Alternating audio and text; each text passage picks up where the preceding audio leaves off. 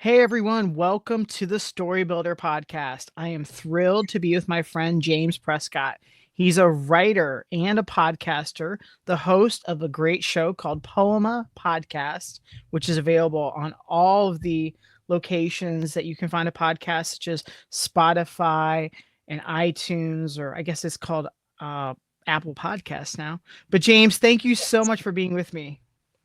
It's great to be here. It's an honor to be here. I'm really glad you invited me. Thank you. Thank you for being here. I'm so excited to talk story with you because I know, love stories so much. Let's just dive in. Let's Mm. talk about a few of your favorite stories. What comes to mind? I'm like, okay, James, what are some of your favorite stories? Well, I love movies, right? So a lot of my favorite stories are great movies, Mhm, uh, and uh, so I'm kind of a fan of writer directors as well. mhm. I always feel like when a director writes the movie as well and they're good at it, it Yeah. adds to it because it's completely their vision. Mhm, They tell the story not just with words, but with the visuals of the movie. And I'm a visual person, so I've always been able to connect with stories visually better than any other way. I love reading, by the way. I love books.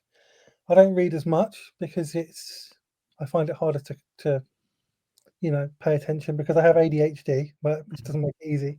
But movies, yeah, I mean, the first big story that I connected with in my life probably was Superman the movie. mhm. I watched it when I was 4 years old, right? Wow. The first time because it came Wow. out the year after I was born, That's and so I wasn't awesome. old enough to watch it at the cinema. But I think my dad taped it off the television, and I watched it, and I was just hooked by it. It was everything, the storytelling, the character who's kind of this kind, good, helpful person, like who Mhm, likes saving people, likes doing the right thing, and is a safe person, and mhm. yet has these powers, and is like a friend. And he was like my friend when I was a child. Yeah. And the story in that movie is really compelling, and it was compelling for different reasons when I was 4 years old to what it is now. Right. But that's the beauty of story is that you can connect with a story when you're young, and then you read it again when you're older, and you're a different person, and you find new ways to connect with it. That's why all these great stories like Lord of the Rings and people still read them, right? You read them when you're a child, and I read those when I was a child. Mhm, I loved it, and I still love it now. Those books and the movies, of course, the movies are incredible.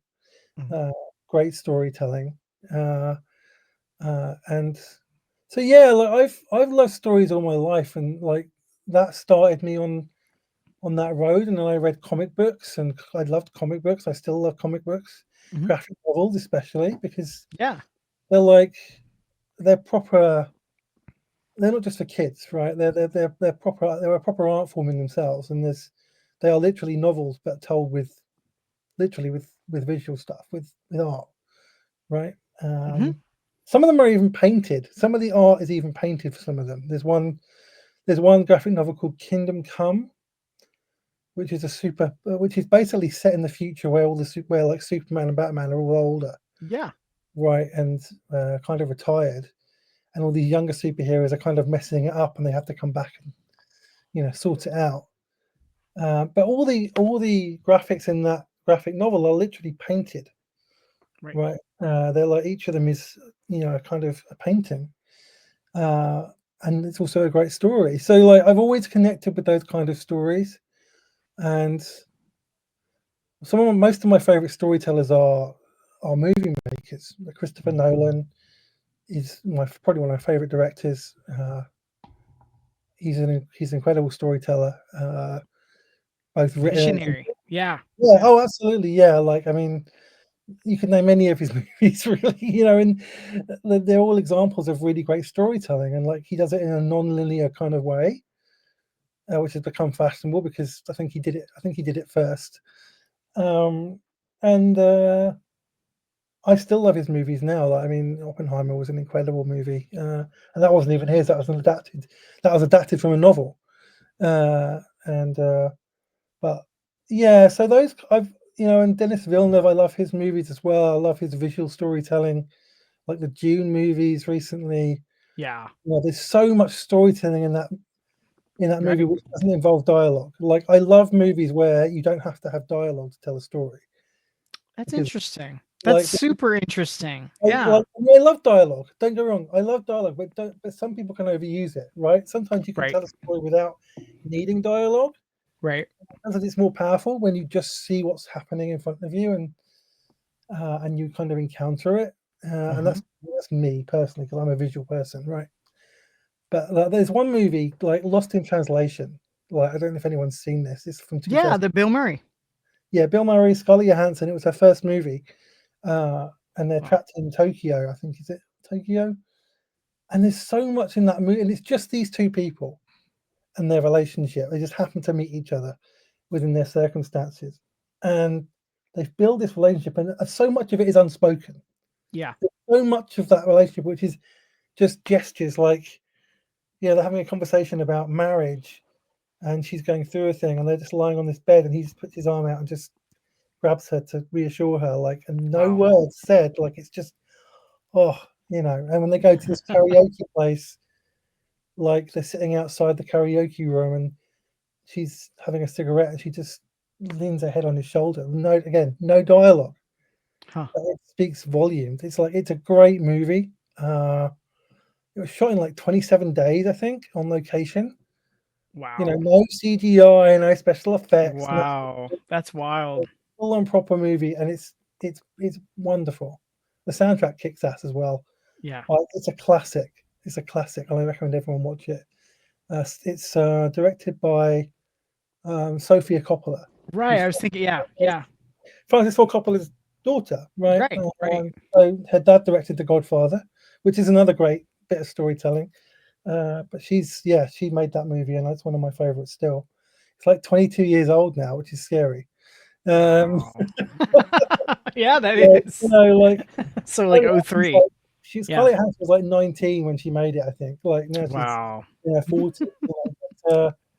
Yeah, no, but I just love that kind of storytelling where it's not just the words. They don't just use exposition to explain everything. Where it kind of you have to pay attention, like Right. Yeah.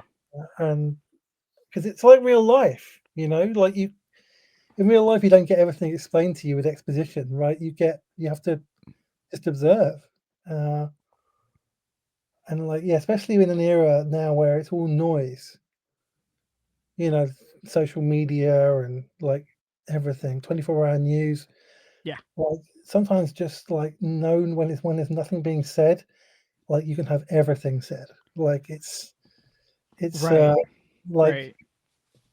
um So do you think it's more immersive when it's essentially more quiet? Maybe even more reflective because I've only yeah, seen part of that one movie that you just mentioned, Lost in Translation. I watched part of it, James. I think I watched it too late at night, and I literally fell asleep watching it. And I was like, "Where did I put that DVD? I know I was enjoying this. I don't even know where I put the DVD, but I fell asleep." But I remember it being like so quiet, and I think there's something to be said about those where it's visuals and things going on, but it's not a bombs going off or screaming or constant chatter. And that's kind of, I think, an analogy with your social yeah, media, right?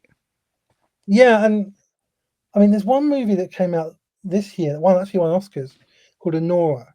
Mhm, It's about a sex worker who ends up marrying this Russian billionaire's son, right? mhm, And it's all, you know, it's a very accurate depiction of sex workers and stuff. Sex workers have come out and said that, and it won loads of Oscars, rightly so. But like some movies use music to tell a story as well. Like mhm, some stories use music to get you in the right mood that you need to be in, right, mhm. for what they're trying to tell you.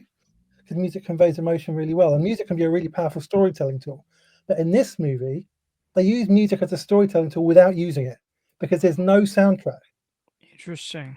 There's no soundtrack apart from when they're in a nightclub, like where Honora works, and it's just the nightclub music. But that's the only music in the movie.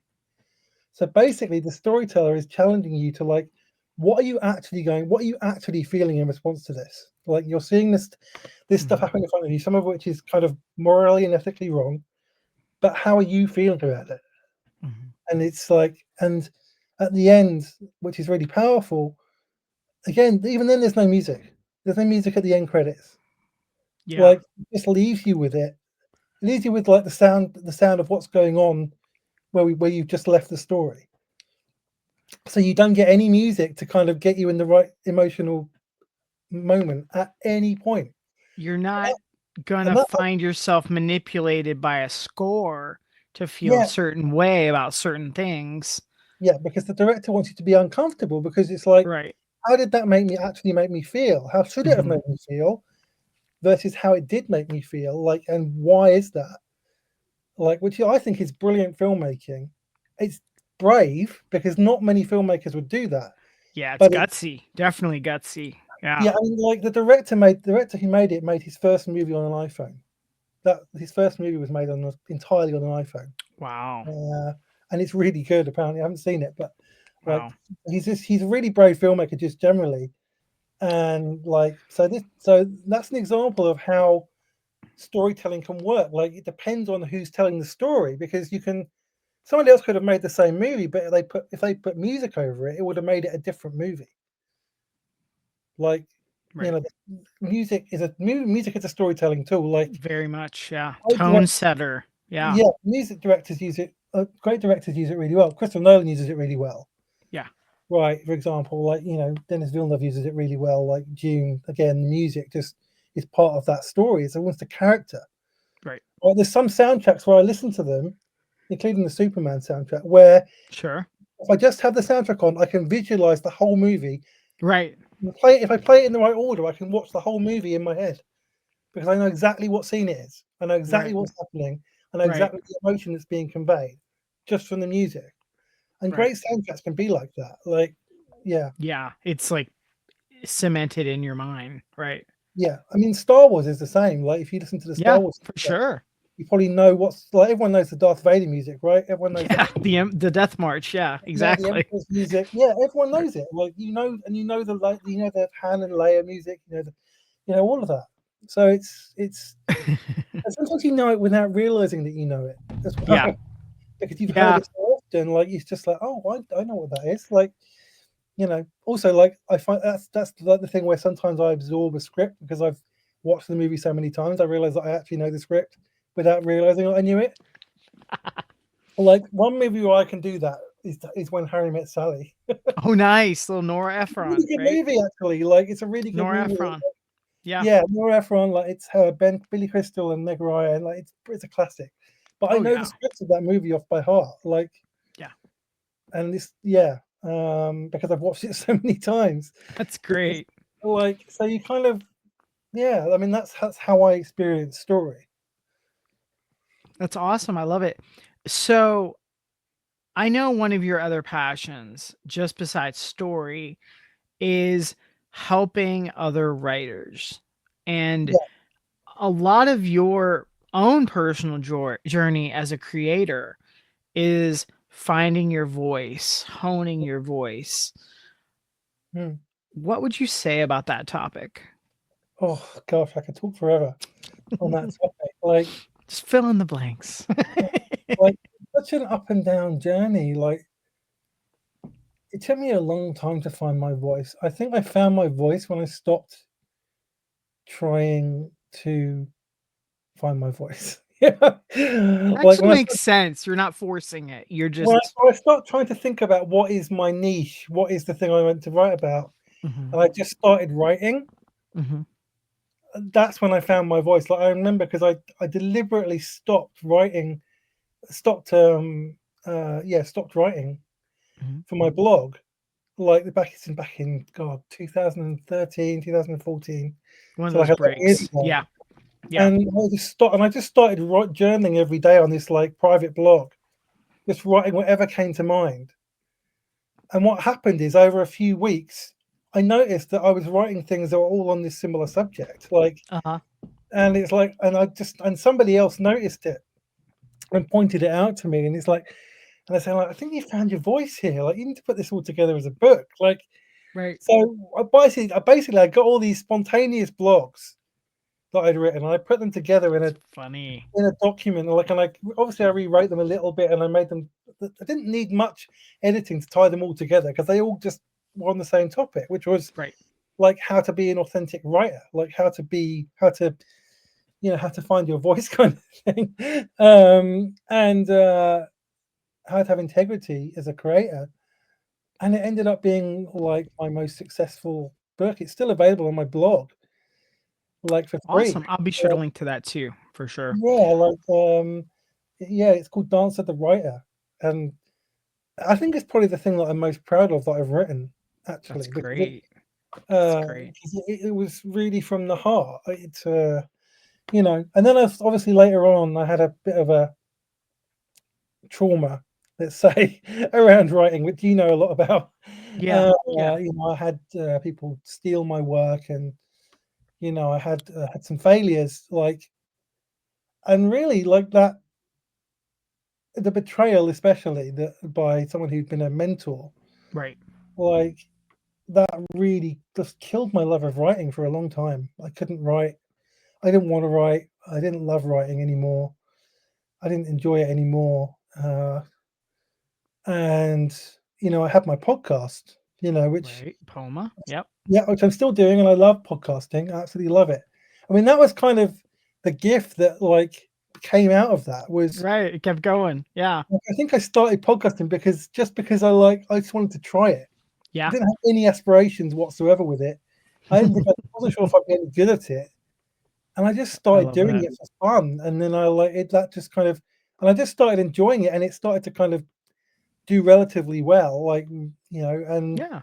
I got some really good guests on my podcast, and I got Yeah. connections, and it just started to, and that was like that became almost by accident the creative thing that I was doing, An and outlet's an outlet, right? yeah, I and I mean, just like, and the writing just like it wasn't at the same time the writing stopped really, but it was when I was struggling with the writing that started, and then by eventually it was like, well, I almost stopped writing partly because I was enjoying podcasting so much, I didn't really that's want to write fair.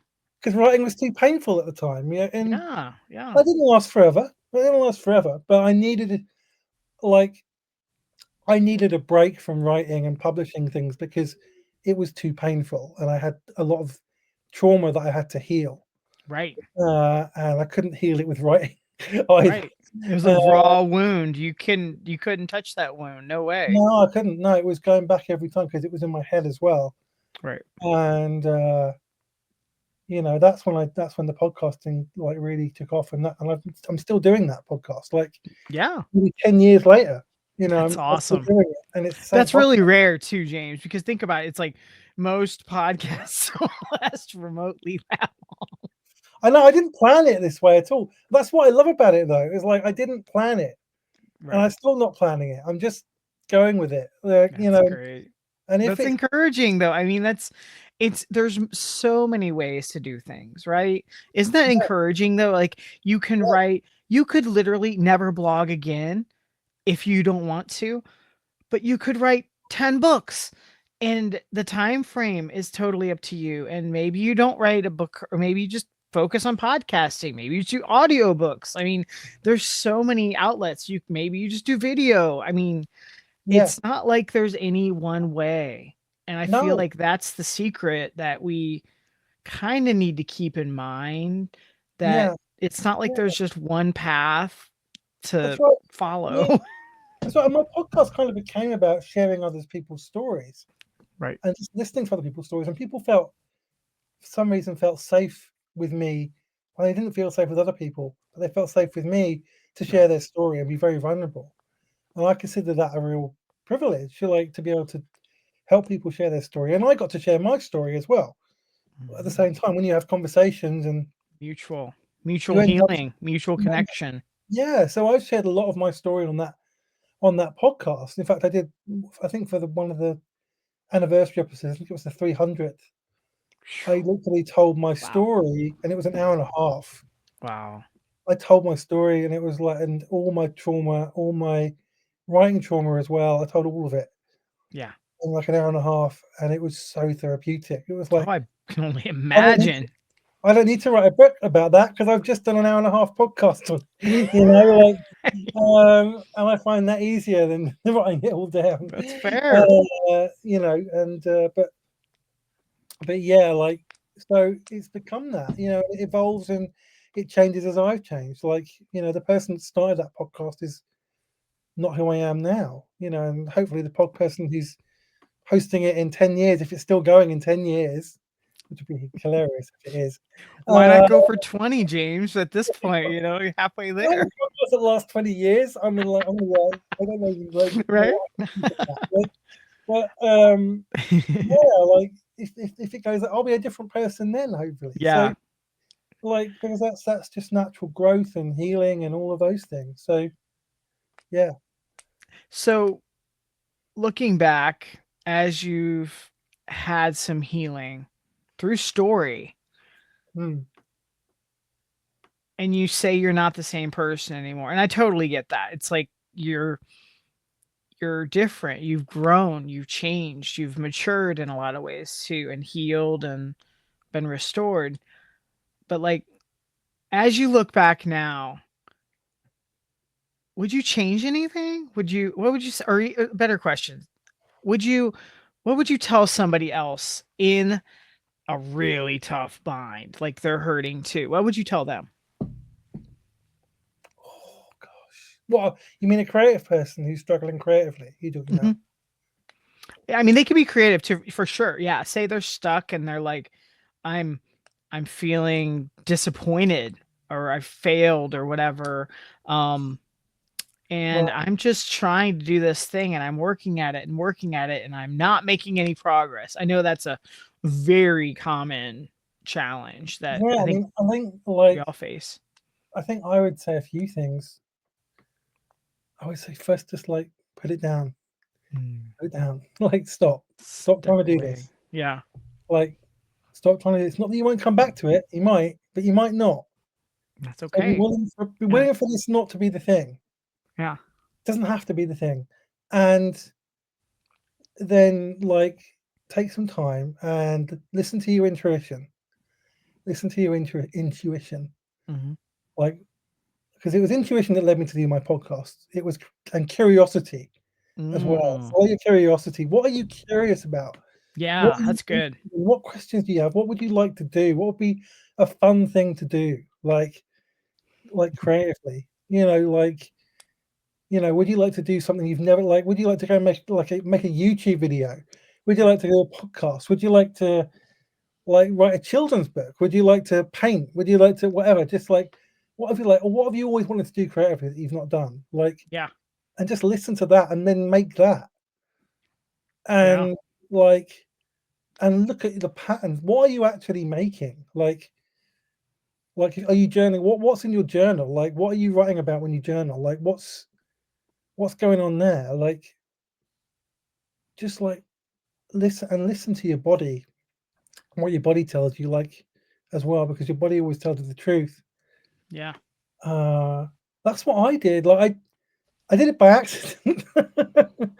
Like I mean that was part of the secret because I can't follow 4 or 5 step processes, right? I can't. I just don't like it. Like I just like had a curiosity about what it would be like to do a podcast.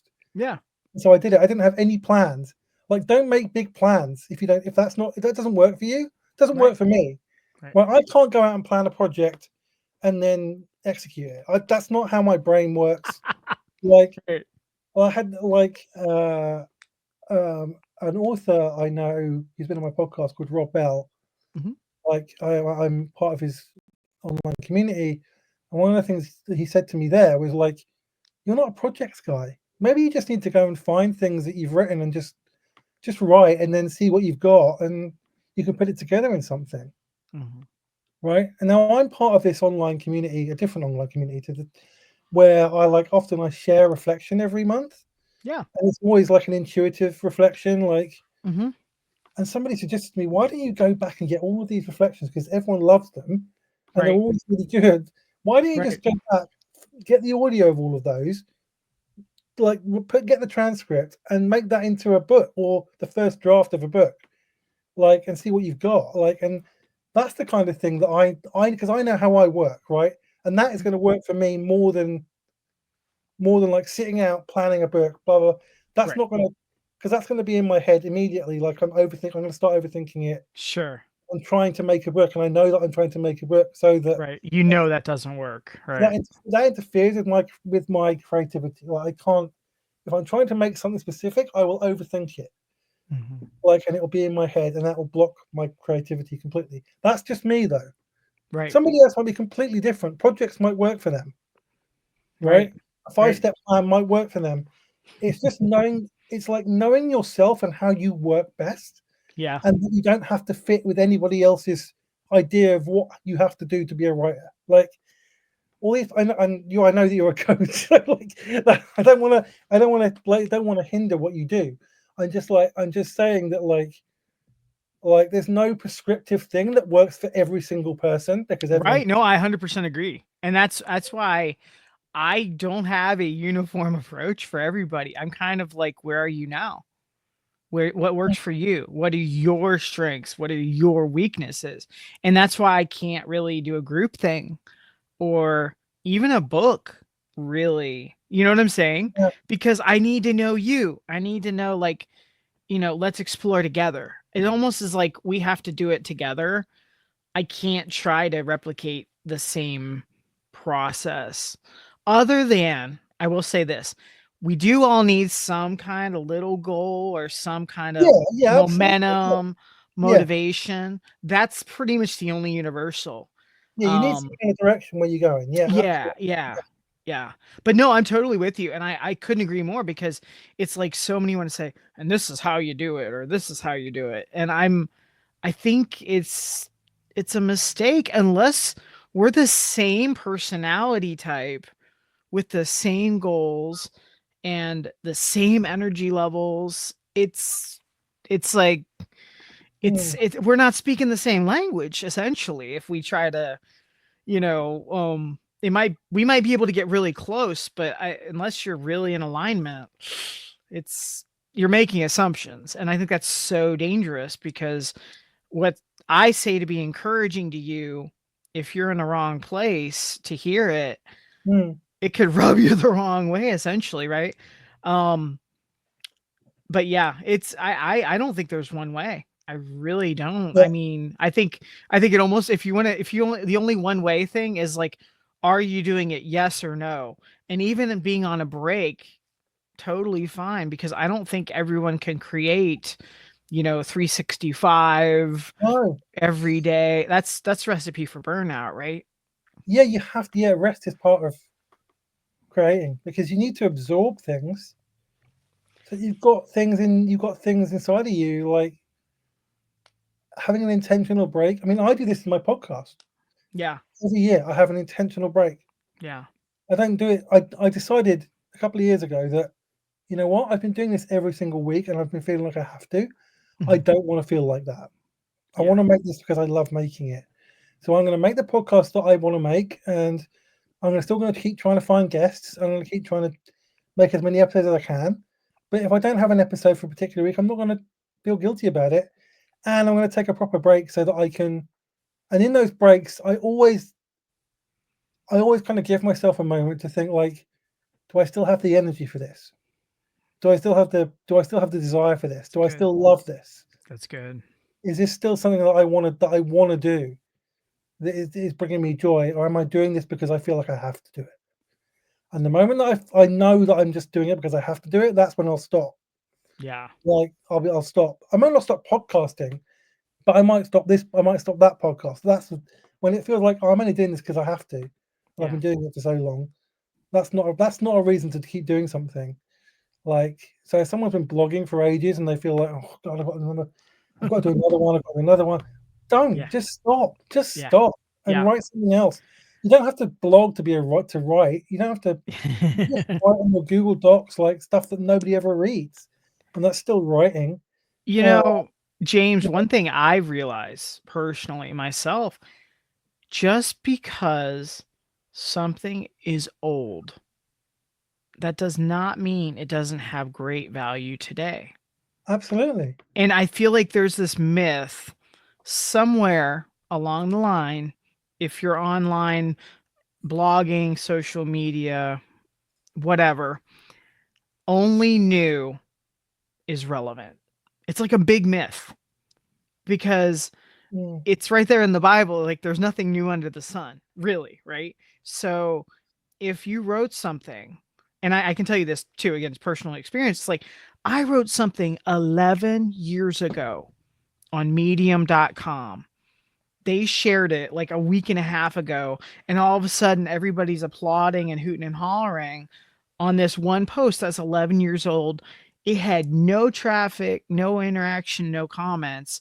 I changed again. What did I change? Nothing, James. It had this not very good image, but I spoke from my heart and I spoke to be helpful. And now all of a sudden, hey, this is good. This is important. And I'm like, nothing changed. It just someone shared it. That's it. yeah, I mean, and I yeah, like it was just an encouraging thing. And I shared it on Substack too. I was like, look, don't you're not writing for likes. You're not writing for shares or no, retweets or whatever. Like share to help others, share to encourage others. And I'm like, if you feel like nobody's paying attention to you, here's proof that it's not you.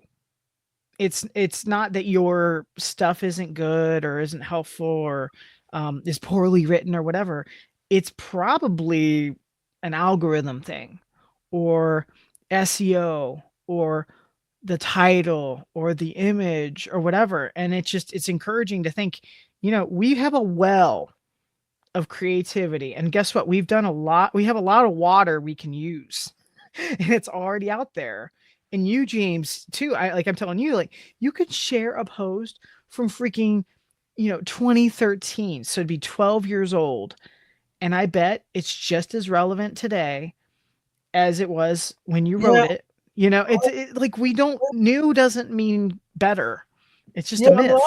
I've had old stuff reshared suddenly, and it's appeared on my timeline. I'm like, I haven't shared that recently. That's from like 6 years ago.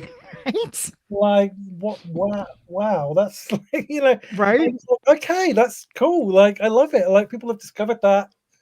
I haven't shared it like in forever, and like people have just discovered it, and it's Right. meaningful to them, and they're leaving comments or whatever. I'm like, great, that's great. Like, I don't need that anymore. I used to need that. I used to be codependent I think a on lot of us are. on I think a lot applause, of us get that likes, way. and comments, and all of Mhm. those things. And actually, when I let go of those, and I found security in myself Yeah. without needing anyone's approval, not even my wife's. Like, me and my wife are not codependent. Mhm. We just love each other, and but we don't need each other to be valuable, right? Right. And with writing, it's the same. Like, I don't need anyone to listen to my podcast to be to for it to be for me to love it. Yeah. I still do it. I'll still keep doing it, even if one person listens to it. I'll still do it because I love it. Right. Right. And I don't need anyone to read my stuff or comment or like or share. Yeah. If they do, it's like great. I'll take it. Yeah, it's like the cherry on the sundae, right? You're not like yeah. Like if doing someone it for that though. exactly right when somebody like well known or something shares your stuff, like it's like oh that's really cool. Yeah. But it's not like oh my career is made and I'm famous. Like I don't want to be famous. I don't want to be famous. Right, right. Or have you I seen don't how think many people actually do. It's just more like it's like, why do it's you the want that idea. from you? Like yeah, what they want is people don't want to be famous. They want to be valued. They want people to want to be liked. Yeah, that's And true. also they want security because fame equals money equals security, right? That's all it is. Wow. It's like that's all it is. Like if you don't need that for your security, if you don't need it for your value, Hmm. it frees you to do whatever you want, and you can fail. It doesn't matter. Right. Like Elizabeth Gilbert, like one of my favorite authors. Yeah. Like she had Eat, Pray, Love, which we did. She didn't write to be a bestseller Right. at all, but it sold millions of copies. And Right. she did a TED talk, I think, after it came out. Yep. And I remember that one. she said, I know my next book's not going to be a bestseller. I know it's Just. going to fail. I know it's going to not going to sell as much, Yep. and I don't care. Like it's, I'm just, I don't. That's not why. Yeah. That's not why I wrote it, because I'm not saying exactly what she said, but I'm Right. paraphrasing. It was like she didn't care if it did well or not, and she didn't even care if the book before had done well or not, because that's not why she did it. Because she wrote books because she loves to write, and Yeah. that's it. Like and that's the thing. Like she wrote a book on creativity called Big Magic, which is a brilliant book. Hmm. I'd recommend that for every creative person. Like it's so liberating, that because it kind of tells you to just exactly what I'm saying is like Hmm. disconnect it from your value, disconnect and disconnect it from your need for security. Like you can go and have a day job and just do your work and earn money, and come home and then do whatever you like, and no one has to like it. Yeah. It doesn't even have to be good. It could be like awful. It doesn't matter. It's yours. Like That's true. I've written stuff that's like absolute garbage, and sometimes you just need to write a lot of garbage to get to the good stuff. By the way, that's sort of That's fair. Oh man, that's a little bit true. of writing advice. Sometimes you have to really dig in the soil to get to the diamond, right? Like especially if you've not written for a while. Like I'm Yep. going through that right now. I'm writing a lot of stuff, and it's not bad. It's just not my best stuff, but I know I have to write it to get to the good stuff, and I'll get to that good stuff eventually. Like so, Part of the process. I don't like it because I don't like writing bad stuff. Like Well, even not if too many nobody people are else like, yeah, sees let's go write bad stuff, like, right? it's like, yeah, nobody sets out to write bad stuff. Like, but there's a point, like every writer will know this, when you're writing something and you realize this is crap. Like, Yeah. this is not great. I'm gonna have to finish it now because I've started it, but like, I'm just gonna finish it and then put it away. And but it's not wasted Right. because you had to write that to get to the good stuff, because there is good stuff. Like, because everyone's got a story to tell, Yeah. and everyone's Yeah. like, and that's one of the reasons I do my podcast. I love hearing other people's stories, and people. I don't always get like the big names on. I get people who've never told their stories before because they It's want to tell their just as story. And amazing, right? I've Yeah. actually had responses from people, like you said, like telling my story on your show was really therapeutic, Yeah. really healing, and thank you for letting me do that, Yeah. and for how you handled it and everything like that. And so that was really cool. Like That's when super cool. I think one person, I'm not going to say their name, like, but I think they told their story on my podcast, and then after that they decided to write a book to telling their story because they were so That's impacted by cool. my podcast. And Yeah. now they've Yeah. written this book, and it's doing like relatively well in like multiple countries and stuff. And it's That's so awesome. cool. You saw like the story seed and it Yeah, grew. like I That's think it that's just cool. they already had a little idea, but they hadn't done anything about it. And doing the podcast, I think it looked like anyway that after they did the podcast, they had a lot more confidence to tell that Hmm. story and to go out and share it with people, in a book. And it's a great book. And I'm not going to tell anyone what it is because I don't want to embarrass the person or whatever. Right. But yeah, like when you get that get that kind of feedback, it's like it makes it all worthwhile. Like Right. Right. that's it. That's where That's you're why, doing. Yeah. yeah, I love sharing other people's stories. I do. It's a great thing. Let me transition and ask you a question about the creating because I think this is a struggle I have, but I think it's very universal. Hmm. Any advice for being a creator, not just a consumer?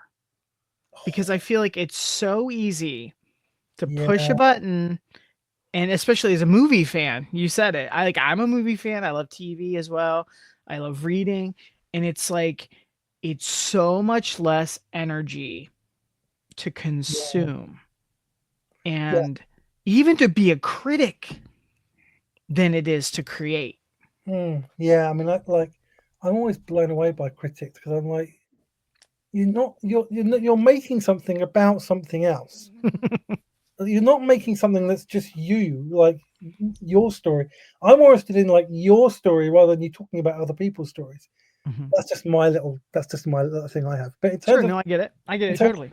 in terms of the question, like that is a challenge. That is a real challenge. Mhm. Like I think like different forms of creativity have different purposes. Like with movies, for example, like some movies I just go and watch because it's just pure escapism for 2 hours. I don't have to think about it. I can just escape from my life and forget Mhm. about it. Other Right. movies I go because I know they're going to be good movies and good storytelling and all that, like Christopher Nolan movies. Like I'm going there. I'm not just going to consume it. I'm going Mhm. to engage with it. Like I'm going to listen to what it's trying to say and Right. actually engage with, because good movies can get you to engage with them, like emotionally, intellectually, like, and that's when I really enjoy movies, when they connect with me in that way, Mhm. like because then I'm not just consuming them, I'm actually participating with them, like and engaging with them. But yeah, I know what you're saying. Like it is a difficult thing to balance, but it's important. Like if you can keep like a, I think everyone can get home, like say they've gone to the cinema or something, or they've gone out. Mhm. You can get home and you can spend like 10 or 15 minutes on your laptop or whatever it is, your phone, Mhm. and just write something. Like, Yeah. don't think about it. Don't think about what you're going to write. Right. Don't plan it in your head. Don't just open Just it up go. and just type. Just and Yeah. don't correct yourself. Don't correct your spelling or your grammar or anything like that. Just write, Mhm. like, and do that for 10 minutes. Yeah. And, Totally doable. and Set a don't read timer back, if you don't need read back what to, you've written. whatever. Right? Yeah, and then read back what you've written after that. Like, and if you do that every day, I think you'll get to some you'll There's find something in it. you'll get to that good stuff. Yeah. And like it's important not to just consume. It is important not to just consume. And it's not an easy thing to do. It's Like hard. It's hard, right? like producing something doesn't mean you have to publish it, right? That's a This is the great thing. there's great freedom in that, right? Yeah, you Great don't freedom. have to publish everything you write or any podcast you make or anything. And if you painting, you don't have to share them with anyone. You don't have to tell anyone you've done it even. You can just Right. make it for you, and it might be really therapeutic and healing for you and meaningful for you, and nobody else will ever know that. Like, but it doesn't matter because it's what it meant to you. Maybe you want to tell someone about it one day, but you don't have to, right? That's the point. And you don't have to make money out of anything you make ever. Like, you're not a failure if you don't make money from your art. Right. Like, and anyone who says otherwise is lying. Like, Yeah. it's not true. Like that's the capitalist version of success, which is like everything you're good at, you have to monetize it, and that's all you're a failure. Like, and that's just rubbish. It's rubbish. Like just spend some time doing what, like 10 minutes a day, like 10 minutes. It's not long. Like get a cup of coffee or something. Yep. Sit down for like 10 minutes, just 10 minutes. It can be just before you go to bed. It can be on work, or it can be on your lunch break, or whatever. It can be anything, and just Yeah, and that's totally doable, like in a take habit photos. kinda way, right? Like, going outside and taking photos is a thing as art as well, especially now because cameras are so advanced. You can make magic with photographs. Like so, That's true. even that's the thing. Like or go for a walk in your lunch break and just like, what do you feel? Like Yeah. record a voice memo or something. All of that is making something. It's like, and it's not just consuming stuff. And when you do consume stuff, engage with it. Like if it makes you think if it makes you think, maybe write down what you're thinking. Like, Right. or just listen to yourself. Listen to what's going on in you. Listen to your body. Right. Just like when I came out of Oppenheimer, like, and that, if you've seen the movie, you know exactly what I'm talking about. Like, it was dead silent Mm. because everyone was just. And the ending of that movie is so powerful.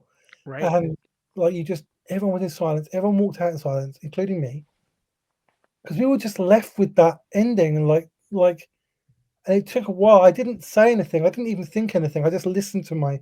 You were just there. I Yeah. just yeah. I was just and this is just outside the cinema.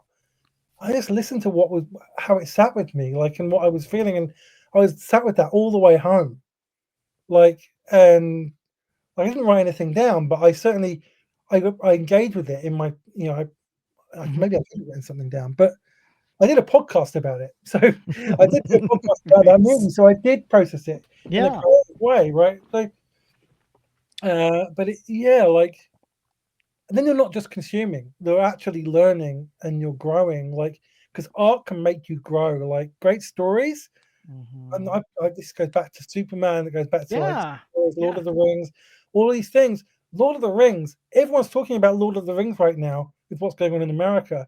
Mhm. Why? Because there's so much wisdom in that story. Like Right. there's so many great quotes from like Gandalf and other people about like and Sam as well, like which Mhm. inspire us and give us hope and like keep us going. And that's Yeah. because those stories are great stories, and the great stories stay with us and they can speak to us right in the middle of our lives. Like Yeah. you're not just consuming them; you're actually they're connecting with your story, and then you can make something completely new out of that, right? Yeah. And and you can write your own novel, or you can just whatever you want to do. Like you can paint something that is inspired by that. You can whatever, it doesn't matter, Yeah. and it's all yours. Like it's all there. Yeah. It's like infinite possibilities. Like, and nobody ever has to see it, so you don't have to get anyone's approval That's so either. good. Oh, Like, talk about freedom, right? just and I would just like say as well, have fun with it. Yeah. Like Play. it doesn't all have to be dark and serious and brooding and like enjoy making things, whatever they are, even if it's like something that's powerful and speaks to something painful, it can still be a fun thing to do it, to make it. It can still be joy in making it That's because a it good point. That's like a I good point. found creating things helps you heal as well. Like writing, journaling. Like I think there's even some science that says that when you journal every day, it Mhm. helps your emotional health and Oh, it helps I'm your like your sure. liver and all of that work better. Yeah. Like just by journaling 15 minutes about your emotions every day, and Yeah. I should do that, right? I should do that. I don't always do that, but like it does make a difference because you get stuff out of your body that you're carrying. Right. It can be anything. It could be something that it could be there's something inside of you that you didn't even realize was in there, Mhm. and you're like, oh, I didn't realize I felt It that. comes to the surface, right? I didn't realize that was a thing. Where did Yeah. that come from? Like, Yeah. and then like that helps you heal. Like so, yeah, I'm That's getting a bit passionate great. about it, but like this is what I love about story and love about creating. It's I just love it. No, I love it. Any final words for other writers and creators out there? Parting words of wisdom? um I feel like you've said a lot of amazing things yeah, already. like create what brings you joy That's perfect. and listen to your curiosity, follow it, Yeah. That's awesome. and I you'll be love okay. it. And I will link to James has his podcast, poem podcast, and he also has a Substack that I'm going to link to in the description of this podcast. So you can check that out. And I'm also going to link to his book about being an authentic writer as well. So thanks so much, James, for being with me. I really appreciate you. Yeah, it's great. I've had a great time. Thank you for having me. You bet. I like seeing